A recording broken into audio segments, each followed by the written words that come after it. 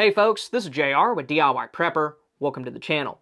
I think most of us would agree that the world in its current state is a full-on bag of cats. We've got political issues, economic problems, wars in different parts of the world, along with natural disasters. And with all that going on, it's easy to get overwhelmed and get lost in the weeds when it comes to preparedness.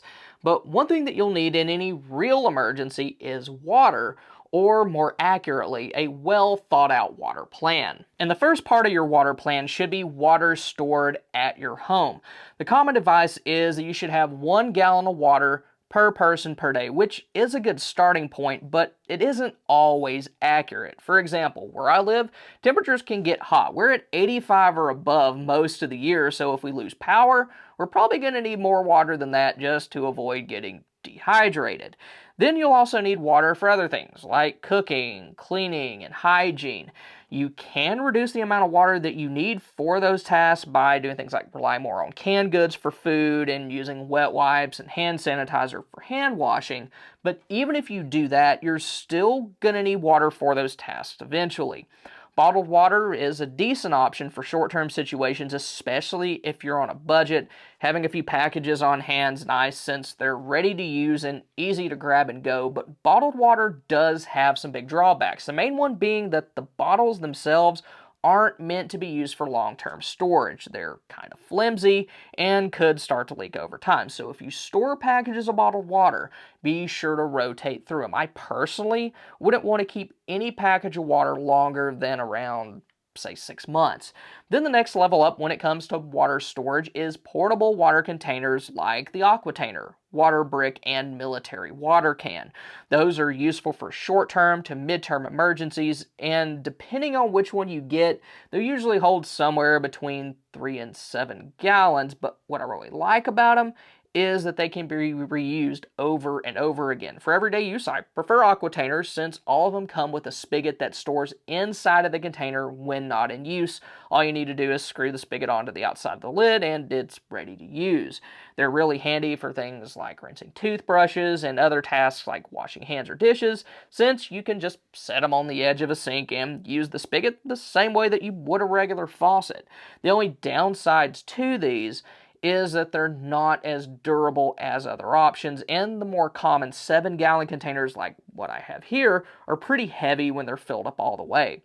If you're needing something more durable, then the military water can's a good option. Those were designed to be held on the backs of military vehicles like Humvees in war zones, so they should be able to survive whatever we would throw at them. They're also fairly thin, which makes them easy to store in confined spaces. The only downside to them is that they don't come with spigots, and the ones you can order for them are pretty expensive.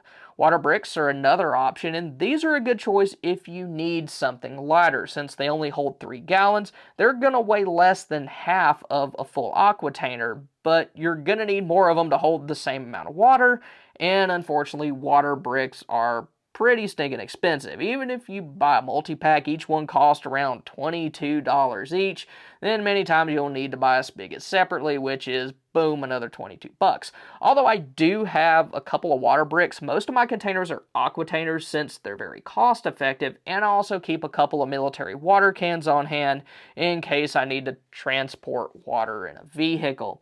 If you're needing something cheaper, you can use 2-liter soda bottles to store drinking water. Just be sure to clean and sanitize them before use.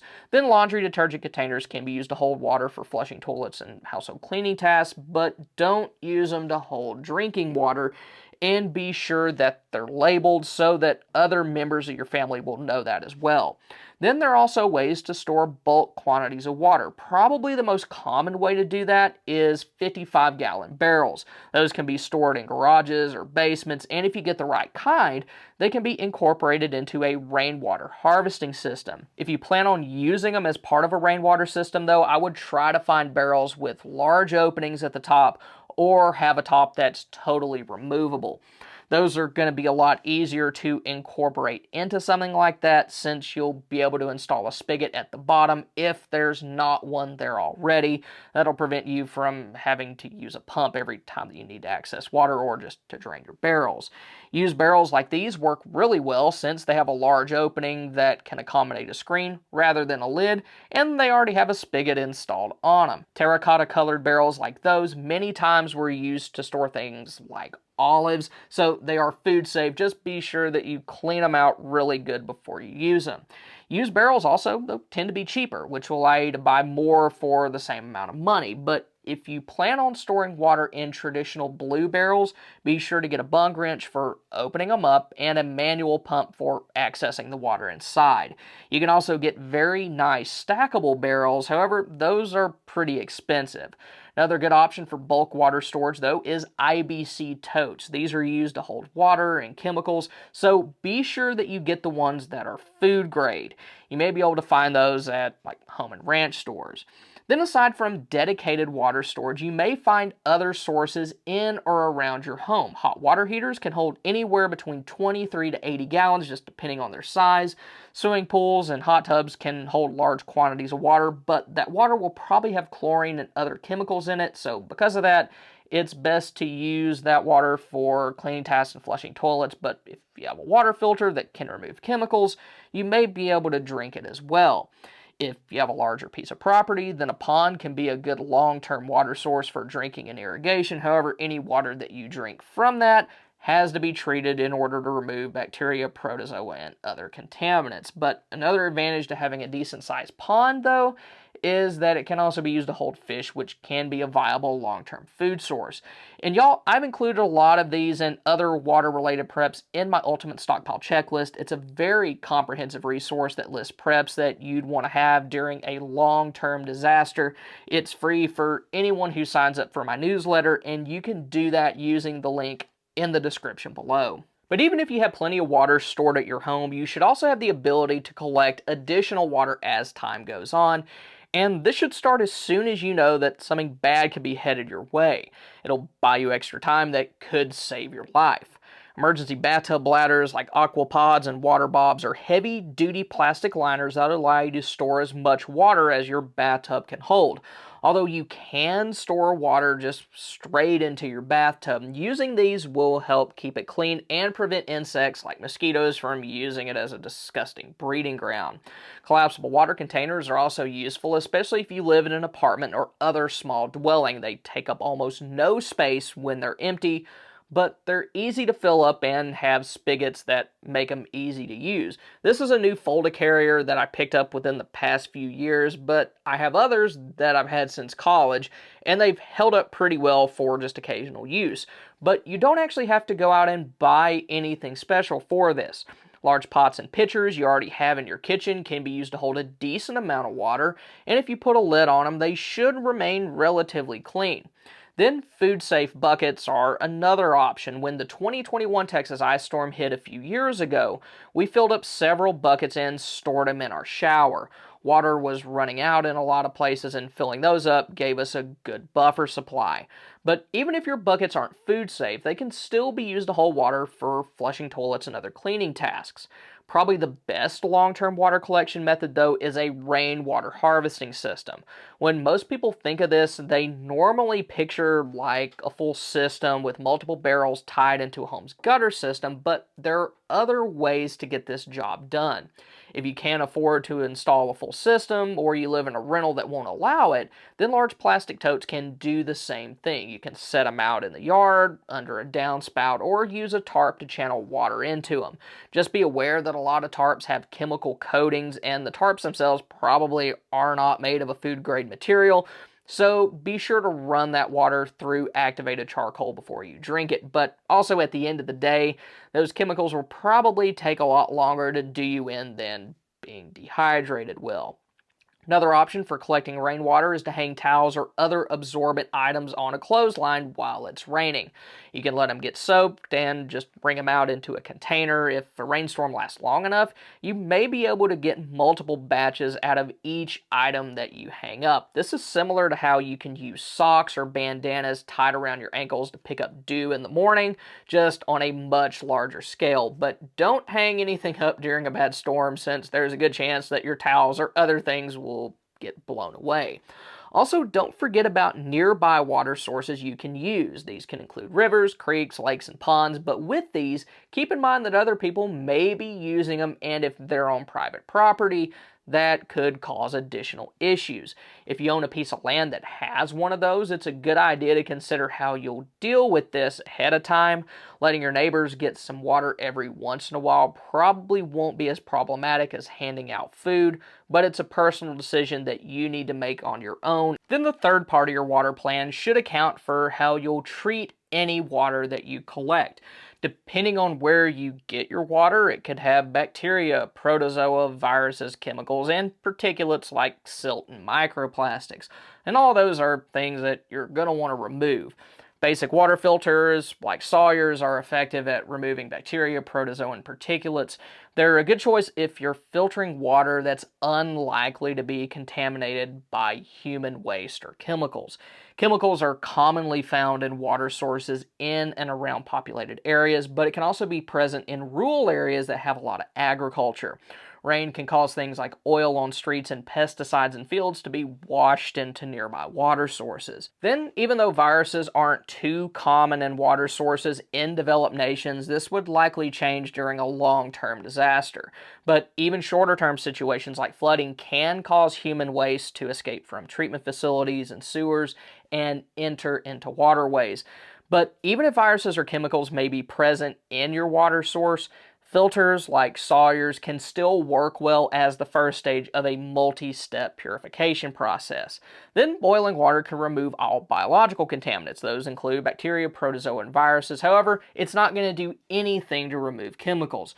You can boil water during short-term emergencies using a propane or butane camp stove and a kitchen pot, but for longer-term situations where you run out of fuel, a rocket stove and stock pot would allow you to use natural materials like sticks to boil larger quantities of water all at once. If you have a still, though, using that to boil your water can help remove some chemicals and also salt. That's useful if you live near a coast, since you can use your still as a desalinator. Bleach is another option that can help you remove biological contaminants, but it does have some significant drawbacks. First, it won't remove chemicals since you'll be adding chemicals to the water, pretty obvious there. Then also, liquid bleach doesn't store for very long. It loses its effectiveness after around 6 months, so it isn't really a long-term option. You can rotate it, but you need to really stay on top of that. Also, when buying bleach, you need to get regular disinfecting bleach, since other varieties have additional chemicals that you don't want anywhere near your water. Granular calcium hypochlorite can be used to make a bleach solution, which can in turn be used to disinfect water. It has a longer shelf life than liquid bleach, but it's also highly corrosive, so it can be difficult to store. It'll eventually eat through its packaging, and it'll rust anything metallic. Another issue with it is that with like bleach, there's a lot of varieties out there that have additional chemicals that you don't want in your water. So between boiling and bleach, I prefer boiling by a pretty big margin. But in a serious situation, I would use a multi-step water purification process to make sure that my family's water is as safe as possible. I showed this in detail in a video that I released last year, and I'll be sure to link to that at the end of this one. But in a nutshell, the first thing that I do is use a pillowcase secured over the top of a blanket to remove larger debris from the water. Then I'd run it through a Sawyer filter. The Sawyer tap here is nice since you can use it on a standard spigot, but you are going to need to prime it first to make it flow better. And you can do that by pressing a water bottle against it and squeezing the bottle. You're going to need to use a higher end bottle for this because bottles like what you find in big multi-packs are way too flimsy to get the job done. After that, I'd boil the water to remove any remaining biological contaminants and then run it through something like a Berkey to reduce chemical contaminants as much as possible. Now, I should note that you cannot find black Berkey elements right now due to what we'll call ongoing regulatory issues. However, there are other companies that produce activated charcoal filtering elements that are compatible with Berkeys. Since they're activated charcoal, they should be pretty effective at removing chemicals. Now, all that being said, it's important to remember that even if you have all the right equipment, you could still find yourself in a situation where you lose it. There were a lot of folks that experienced that recently out east, so it's still a good idea to have some portable options as well. Grail purifier bottles can slide into your EDC bag and can remove most biological and chemical contaminants. Just scoop water into the outer cup and press the inner bottle and filter down into that.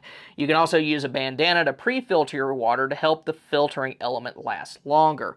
Bottle cook sets are another option since they have everything that you need to boil water for drinking and cooking.